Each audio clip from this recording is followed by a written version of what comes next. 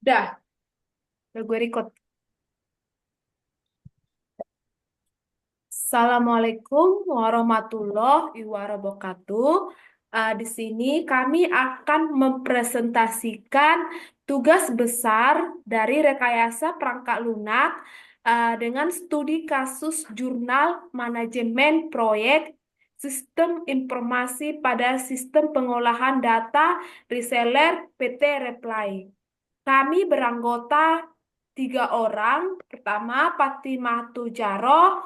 Kedua, Rumenda Citra Gaul. Ketiga, Mutiara Butet Lamria.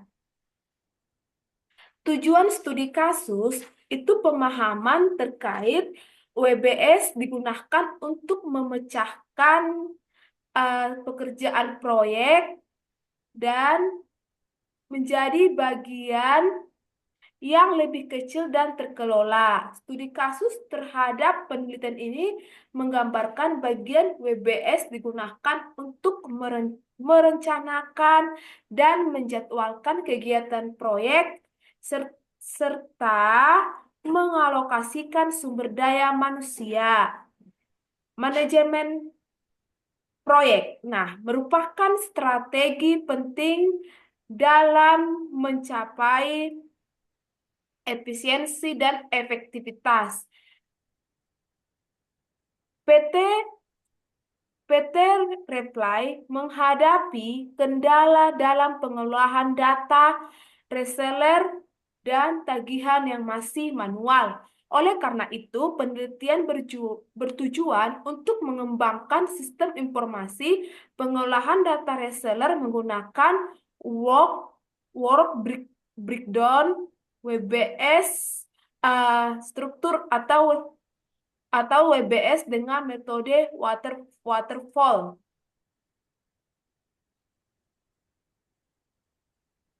Tahap pengembangan sistem SDLC waterfall.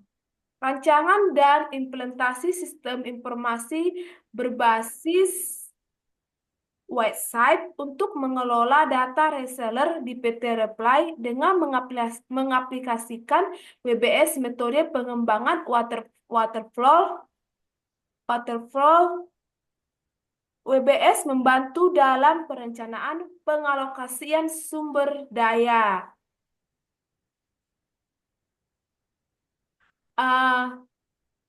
Jadi, di masa sekarang ini, teknologi menjadi salah satu aspek penting digunakan dalam kehidupan untuk membantu pekerjaan manusia menjadi lebih efektif dan efisien. Dengan adanya perkembangan WBS dan penerapan teknologi informasi tersebut dapat membantu PT Reply dengan menggunakan WBS dapat memudahkan pengolahan data reseller. PT Reply merupakan cabang perusahaan di PT Teknosot yang bergerak di bidang jasa teknologi.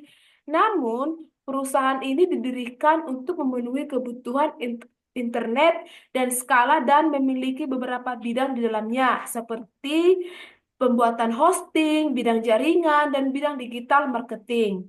Nah, untuk menjalankan usaha di PT Reply, masih menggunakan sistem manual dalam data reseller.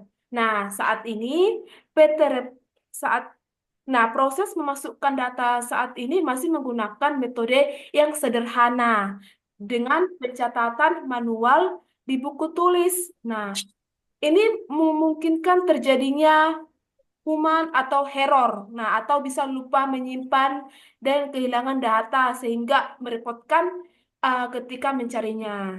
Jadi, untuk mempermudahnya, PT Reply menggunakan uh, WBS tadi. Nah, WBS pada proyek PT Reply. Nah, WBS digunakan untuk mengidentifikasi semua aktivitas proyek. Tabel WBS seperti tabel yang ada pada layar itu mencakup analisis, desain, pengkodean, pengujian, serta implementasi dan pelatihan untuk penggunaan sistem, analisis, programming dan pengujian, desain implementasi. Nah, metode penelitian itu metode yang pengembangan sistem dilakukan pada penelitian ini metode SDLC, waterfall, yang beberapa tahap seperti berikut, analisis. Nah, analisis pada tahap ini dilakukan observasi, wawancara, dan studi pustaka untuk mendapatkan metode bisnis yang ada pada PT Reply. Nah, ada yang kedua, desain. Pada proses ini mengubah kebutuhan pada tahapan analisis menjadi representasi ke dalam bentuk blueprint sistem. Nah, yang ketiga ada coding atau pemrograman tadi. Nah, ini desain diubah menjadi ada bentuk yang dapat dimengerti oleh mesin, yaitu ke dalam bahasa pemrograman melalui proses coding. Sehingga tahap ini merupakan implementasi dari tahap desain yang secara teknis nantinya dikerjakan oleh programmer. Dan yang terakhir di testing. Pada tahap ini dilakukan pengujian dari sistem dan yang telah dibangun. Semua fungsi-fungsi sistem diuji dan diverifikasi agar bebas dari error. Dan hasilnya harus benar-benar sesuai dengan kebutuhan yang sudah didefinisikan. Untuk slide berikutnya dilanjutkan sama Kak Mutiara. Ya, di sini saya akan menjelaskan terkait Gantt chart atau timeline proyek. Gantt chart ini adalah sebuah diagram atau grafik yang digunakan untuk melihat jadwal proyek. Diagram ini bisa menunjukkan aktivitas apa saja yang perlu dilakukan, berapa lama waktu yang dibutuhkan, dan hubungan antara aktivitas atau urutan pengerjaannya. Tujuannya adalah membantu memahami rencana proyek secara visual. Dalam tabel yang terlampir di slide ini berisi nomor, kode, predesesor, dan waktu. Untuk kode itu merupakan kode unik yang mengidentifikasi setiap aktivitas sesuai dengan tabel sebelumnya. Dan untuk aktivitas di sini dibuat dalam bentuk kode juga untuk memudahkan pentabelan.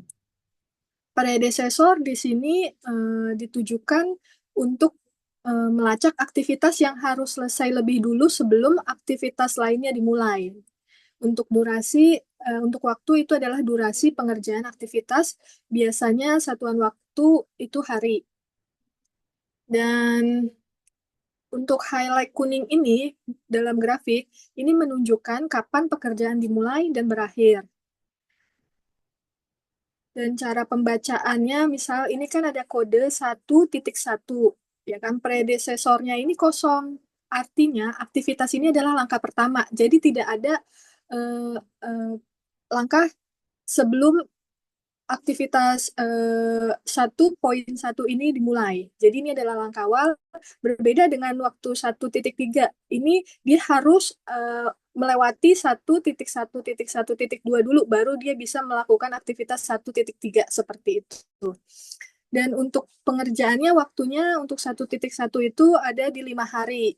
Dan untuk tabel timeline 1.5 ini artinya minggu. Jadi dari minggu ke 1 sampai minggu ke 5 untuk target penyelesaiannya. Tapi kalau untuk aktivitas survei dan interview ini hanya dibutuhkan waktu 5 hari. Jadi pembagiannya itu bisa seminggu 1 kali atau seminggu 2 kali. Tapi yang pasti dalam jenjang waktu minggu ke 1 sampai minggu ke 5 seperti itu. Dan untuk yang kedua, ini ada 1.2, ini untuk aktivitasnya pengumpulan data, di mana hanya membutuhkan waktu 4 hari dan dilakukan bisa bersamaan dengan aktivitas 1.1 karena di sini predesesornya kosong. Jadi bisa dilakukan paralel dan bisa dilakukan paralel karena apa? Karena highlight di atas dan bawahnya ini kuningnya ini sama. Jadi dia menunjukkan paralel aktivitas. Jadi bisa dilakukan bersamaan seperti itu. Jika tidak bisa, dia seperti aktivitas 1.2 dan 1.3 karena dia tidak paralel. 1.2 di minggu kelima highlightnya, highlight kuningnya, dan 1.3 ini dimulai dari highlight 6. Dia tidak atas bawah tapi ke samping. Itu artinya tidak paralel. Seperti itu. Dan untuk proses timeline-nya ini membutuhkan waktu 44 minggu estimasinya dikarenakan ada proses yang lebih kompleks yang tidak dimuat di sini seperti approval ataupun kendala lainnya yang suka terjadi di luar dugaan seperti itu. Bisa slide selanjutnya? Slide selanjutnya ada sumber daya manusia. Sumber daya manusia ini berbicara tentang kebutuhan sumber daya manusia agar proyek dapat berjalan sesuai yang dibutuhkan pada penelitian ini. Tabel ini menjelaskan kebutuhan SDM dan jumlah, seperti sistem analis, jumlah SDM yang dibutuhkan 2, programmer 2, dan sebagainya, dan tugas-tugasnya juga sudah tertera di tabel ini. Dan untuk slide selanjutnya, ada perancangan sistem. Pada perancangan sistem ini dibuat dari hasil perencanaan pada slide-slide sebelumnya dengan menggambarkan alur dan aktivitas yang ada pada sistem informasi pengelolaan data reseller pada PT Reply yang dituangkan dalam flow map dan DFD. Yang terlampir pada layar ini adalah analisis sistem usulan. Pada sistem yang diusulkan, ada entitas yang terlibat seperti ada admin, ada sistem, ada reseller, ada manajer. Di mana masing-masing entitas ini tentu memiliki hak akses yang berbeda-beda. Tapi dari entitas admin, reseller, dan manajer memiliki kesamaan hak akses, yaitu bisa mengakses sistem atau database. Tapi untuk alur kerjanya mereka memiliki proses flow map yang berbeda sesuai dengan tabel. Untuk slide selanjutnya ada data flow diagram. Ini dari sistem usulan tersebut kemudian dituangkan ke dalam model perancangan DFD untuk melihat aktivitas dan alur data yang terjadi pada sistem yang akan dibangun. Dan yang ada di layar ini adalah DFD dari sistem informasi pengelolaan data reseller pada PT Reply. Di sini terlihat alur dari data login, data pengguna, data manager, data paket, data tagihan, data reseller. Ini ada alur-alurnya secara detail dan terperinci. Dan untuk slide selanjutnya, setelah melalui proses-proses yang sebelumnya, berikut ini adalah hasil dari perancangan sebelumnya, kemudian diimplementasikan ke dalam bahasa pemrograman PHP dengan database MySQL, sehingga bisa menghasilkan output sistem informasi pengelolaan data reseller pada PT Reply sesuai dengan gambar. Ada dashboard paket, reseller, belum bayar, lunas, dengan menu lainnya yang ada di samping kiri.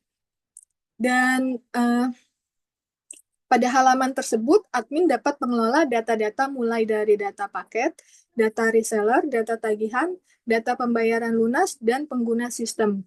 Dengan adanya sistem ini, perusahaan dapat dengan mudah mengelola data-data reseller beserta tagihannya. Selanjutnya akan dilanjutkan oleh Kak Fatimatus. Oke, untuk kesimpulannya, dalam mengembangkan sebuah proyek teknologi informasi, perlu dilakukan beberapa tahapan kegiatan, mulai dari melakukan analisis permasalahan yang ada, mencari solusi pemecah masalah, menentukan ruang lingkup solusi pemecah masalah, dilanjutkan dengan menentukan kegiatan apa saja yang dibutuhkan untuk menyelesaikan proyek menggunakan Work Breakdown Structure atau WBS. Lalu melakukan penjadwalan kegiatan, melakukan alokasi sumber daya yang dibutuhkan. Dengan menggunakan Work Breakdown Structure atau WBS, akan memperjelas kegiatan yang harus dilaksanakan untuk menyelesaikan proyek.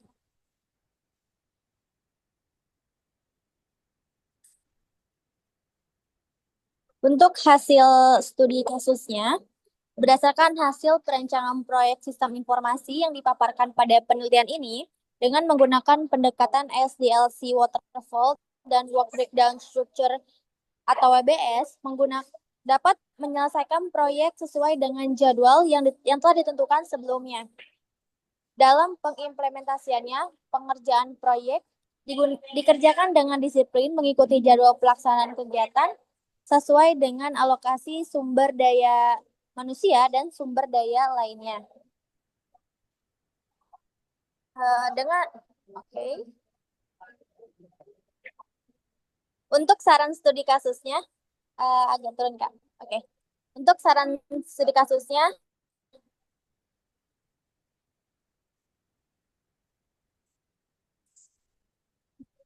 untuk saran studi kasusnya, pernyataan ini diharapkan dapat menjadi referensi untuk perancangan proyek sistem informasi lainnya dan memberi manfaat bagi perusahaan yang membutuhkan sistem manajemen data reseller berbasis teknologi. Saran dari penulis berharap penelitian ini bisa digunakan sebagai referensi untuk merencanakan perancangan proyek sistem informasi atau untuk referensi penulisan penelitian yang serupa. Terima kasih. Ya, demikian presentasi dari kelompok kami mengenai jurnal dari PT Reply. Sekian, kurang lebihnya mohon maaf. Terima kasih.